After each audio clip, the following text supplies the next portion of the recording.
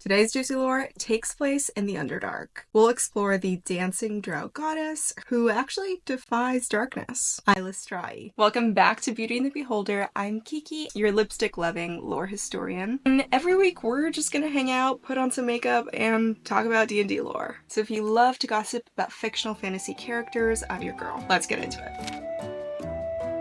So who actually is Eilistraee? Or Eilistraee? It's literally actually part of the lore that a lot of people mispronounce her name as like Eilistraee, Eilistraee. I believe she pronounces, and the author Ed Greenwood also confirmed that it's pronounced Eilistraee. Eilistraee.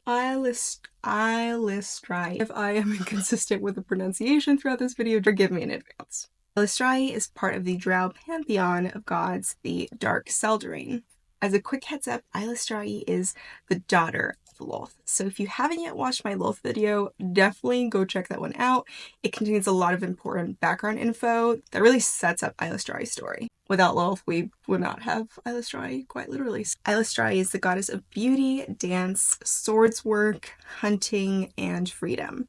Her domains include light, nature, and life. She's also very closely tied to the moon. Her alignment is chaotic good, just like Selune. And she's got a lot of names, as we all pronounce Eilistraee differently, which is canon. For today's video, we'll go with Eilistraee. But like many D&D deities, she has plenty of nicknames. She goes by the Dark Dancer, not to be confused with Shar, the Dark Maiden, Dancing Goddess, Lady of the Dance, Lady Silverhair, Dark Fire of Love, and the Masked Lady. Eilistraee often appears as a 9-foot-tall, undressed, unclad, unclothed, disrobed, glossy, dark-skinned female drow. Absolutely serving. Her hair is long, flowing, and silver, just like moonlight. Her long hair serves as her body's cloak. Her hair follows her continuous, smooth, dance-like movement, and she's just generally surrounded by like a silvery,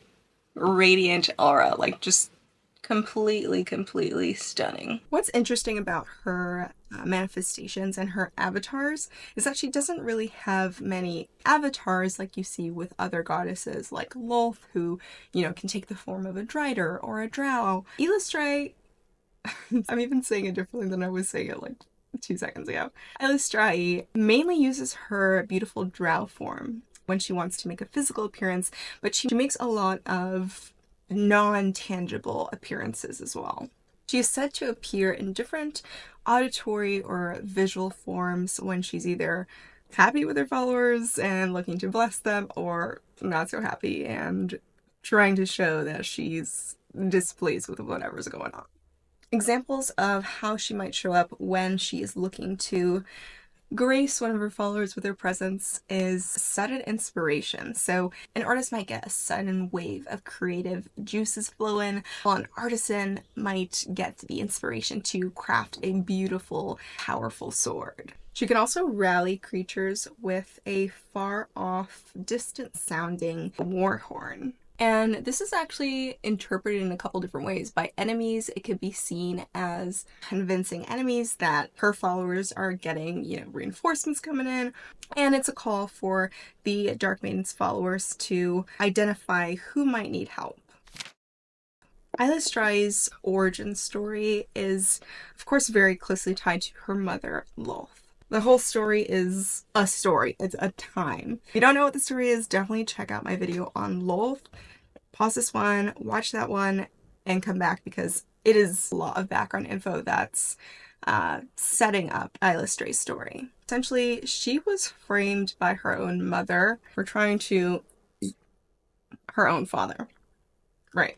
Toxic family over here. You thought your family was toxic? No, I'm just kidding. I don't mean to minimize your experiences. So, what happens? Eilistraee is the daughter of Corellon the Rethian, the big papa of the Elven pantheon, the Seldarine, and the daughter of Lolth, the Spider Queen. You know, the evil demon Spider Queen that we all know and love. She has 2 siblings, Veyron, drow god of thieves, and Vandrea, Seldarine goddess of grief.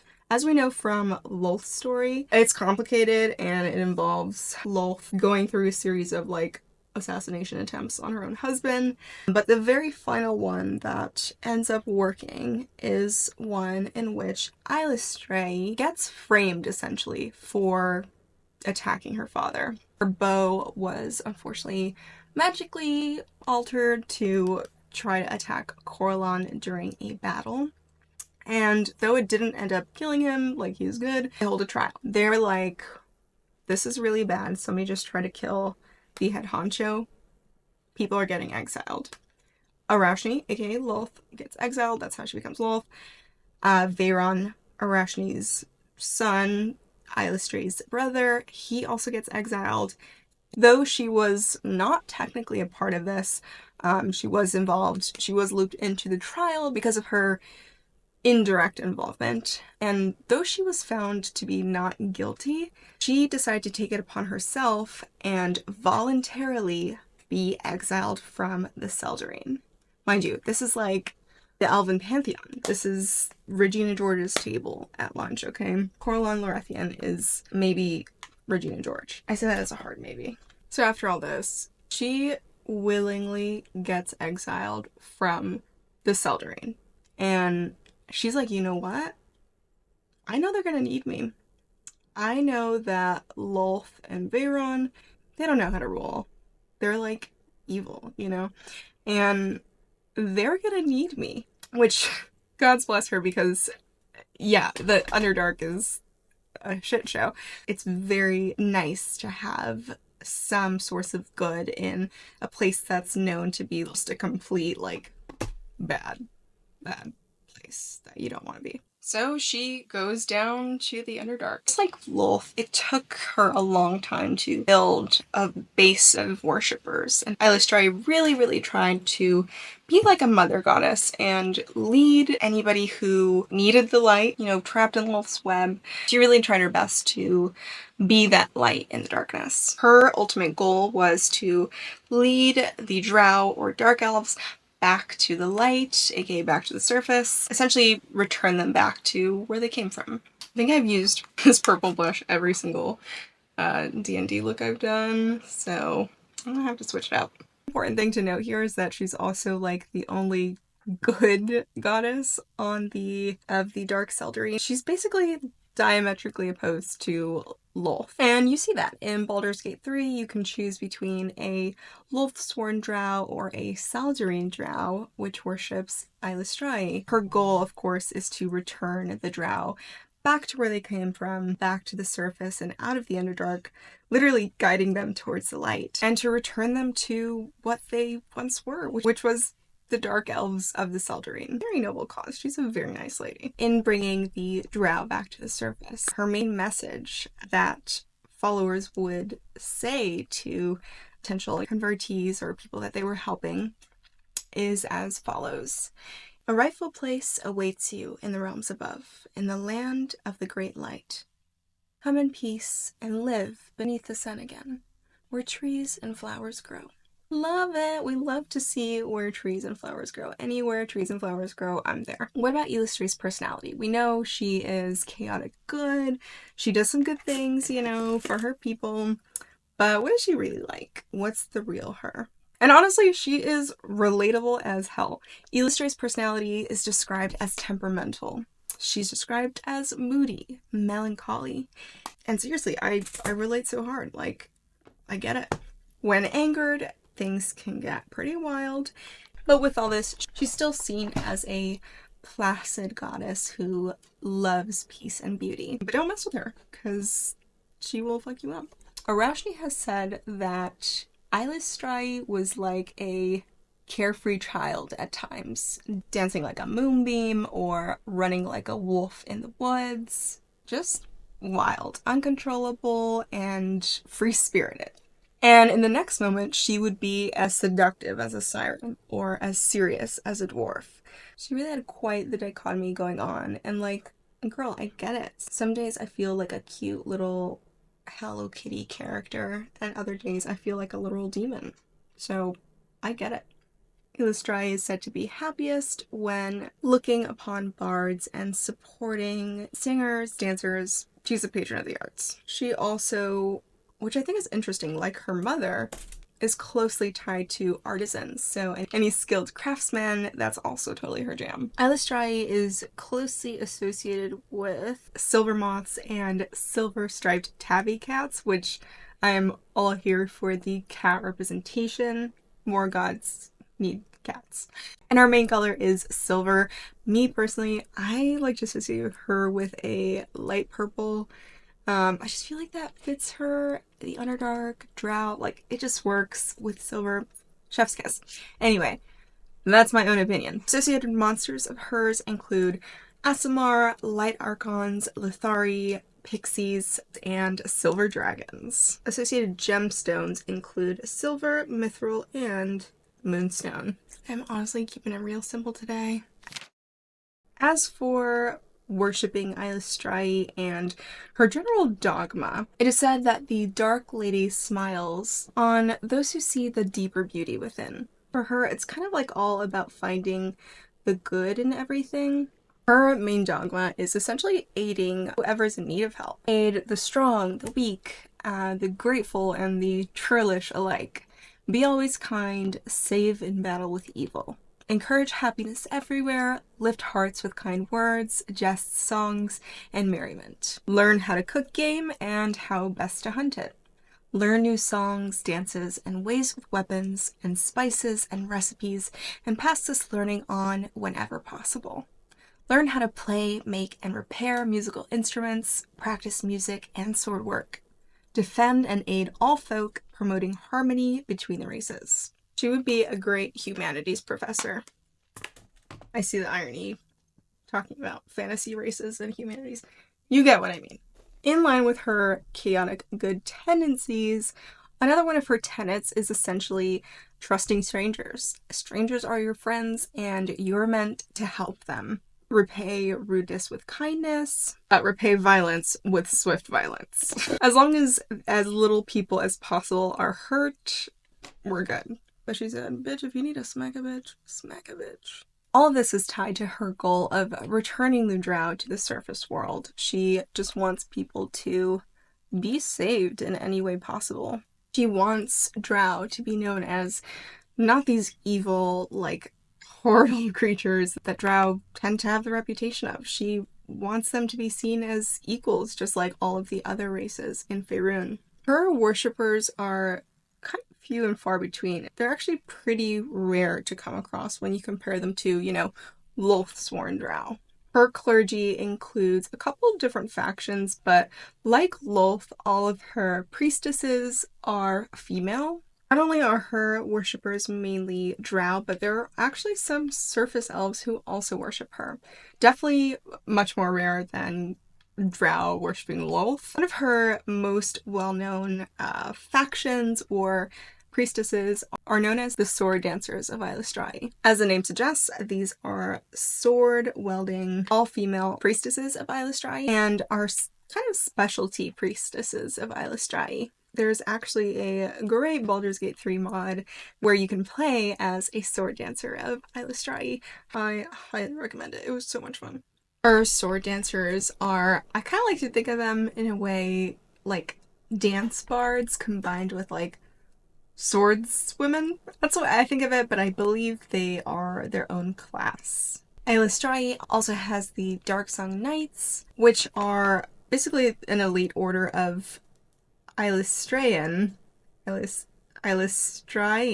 warriors and priests that are fully dedicated to the goddess. And more specifically, tasked with destroying the 𝕭𝖆𝖙, those infamous handmaidens of Lolth. Typically, worship to the Dark Maiden is a hunt, followed by feast and dancing, and a circle of song, which is a ritual in which worshippers of hers get together and, what it sounds like, get together and dance and sing in succession in the shape of a circle. Very, I'm on a spiritual retreat in Tulum type vibes. If not in the Underdark, this is preferably in the woods, under the moon, at night, and typically prayers and songs like this are held daily. And even if no formal ritual is held, priests will tend to get people to pray or wrap the day up in song.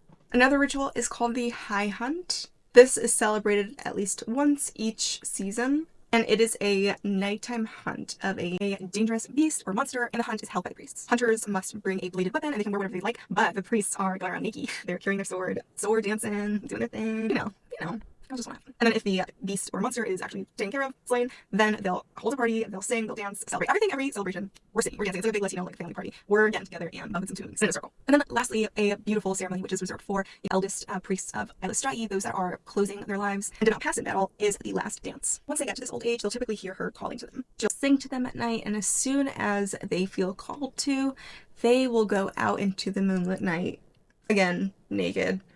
This is a very common theme here, as you can see. The priestess will dance in the moonlight.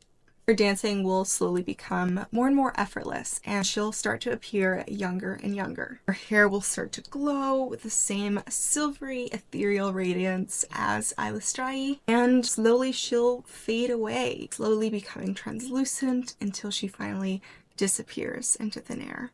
In the end, only a silvery radiance can be seen, and you'll hear two voices, that of the priestess singing in unison with the goddess. One of the most notable temples of Eilistraee is the Promenade of the Dark Maiden, or just the Promenade. Think of Mass Effect. I think it's also called the Promenade. I forgot what the main ship is called. I think it's the Promenade. Anyway, it is a large ruined city underneath Waterdeep. It consists of a couple of different caverns and caves. The temple has space for people to live and work, and of course, worship the goddess. Now, as for Eilistraee's relationships, let's start with her allies. She is a very good goddess, but her enemies are a lot. Her main allies, surprisingly enough, her BFF is Mystra, the goddess of magic. They just get along really well. I couldn't find too much information on why necessarily, but it's just said that she's unusually close with Mystra. Honestly, I can see how they would have a lot in common, like they both have an evil mom, Mystra with Shar and Eilistraee with Lolth. By the way, if you have not seen the video on Shar, go check it out. But yeah, definitely some trauma bonding is happening there. She's, of course, in good standing with the Selune pantheon. Her father, of course, was upset that she decided to go on to the Underdark with Veyron and Lolth, but they understand her, they get her. The person that she's close to in that pantheon, though, is none other than, if you watch the Lolth video, you might know who. 𝕲𝖆𝖕𝖙𝖊𝖗 and her get along pretty well. They have a very mutual understanding and respect for each other. And, of course, being another moon goddess, she's also good with Selune, which makes sense. They honestly are very similar goddesses. I mean, of course, Eilistraee is much newer than the primordial Selune, but they are pretty much in line with, like, their dogma and the kind of people that they like to support and protect. They're both that chaotic goodness tied in with, like, the moon and wilderness. Very similar goddesses, with, of course, their main follower base being one of their biggest differences. She's also known to be allies with Calardor and Smoothhands, 𝕮𝖊𝖆𝖈𝖍, and Lolth. As for her enemies, she don't like the 𝕮𝖆𝖙𝖈𝖍. She's got issues, of course, with Lolth. Do I need to explain that? Framed for murder, like, by your own mother. I don't think there's anything to be reconciled there, let's be honest. Veyron, of course, she doesn't like that, like, even though he opposes Lolth, he's still no good. And pretty much just every other entity in the Underdark, let's be real, most of them are evil. She's just in a tough spot, man. Just a fish out of water. As for classes to go with an Eilistraee worshipping character, definitely check out Bard, College of Glamour, and any Bard subclass, honestly, would be really, really perfect. When I did my Baldur's Gate playthrough, I did the Sword Dancer multi-classing into Bard. And it's the perfect fit, honestly. You're out there fighting, waving your sword, naked, but you also are a woman of taste. You know, you've got class, you're cultured. Druid, Circle of the Moon, of course, works really well here, as well as cleric focusing on the light or life domains, or moon. With the Underdark, you could also see a Gloomstalker navigating the Underdark and helping guide people back up to the light. I can definitely see a ranger fitting really well here. As for some roleplay ideas, I think it would be so interesting to see a character who started off as a Lolth worshipping drow and turned and converted and saw the light, so to speak, and became an Eilistrae worshipper for insert reason here. Maybe they're seeking redemption. Who knows? That's up to you. If you're in the Underdark, maybe you're serving as that beacon of hope, that source of light and love, and you're a guide for lost souls to find the light. Bards, of course, you are traveling, spreading the good word of Eilistrae. You're telling everybody how fabulous she is. Pretty good work there. I love bards. It's especially important because of the fact that drow are often just seen as one thing on the surface. Having a character spread that knowledge, I think, is a really accurate representation of what her followers are pushing for. Eilistrae's story is one of hope, redemption, and the power of choosing your own path, no matter where you come from or who your mother is. She's a reminder that even in the darkest of places, light can be found. I absolutely love her mystery, her multifacetedness, and she's just a goddess. Like, I love the ethereal beauty combined with the strength and 𝕭𝖆𝖙𝖐 nature. You know what I mean? If you have played a character tied to the goddess, let me know in the comments below. I would love to hear your story. And if there's a deity or a D&D topic that you'd love for me to explore, drop it in the comments. I keep a running list of any requests that I get, and I'm just gonna be knocking them off week by week. Definitely make sure to subscribe and click on the bell icon to get notifications, because you never know when I might be covering your requested topic. If you'd like to hang out some more and talk about more juicy lore, definitely check out the Beauty and Beholder playlist, and I'll see you later. Ciao!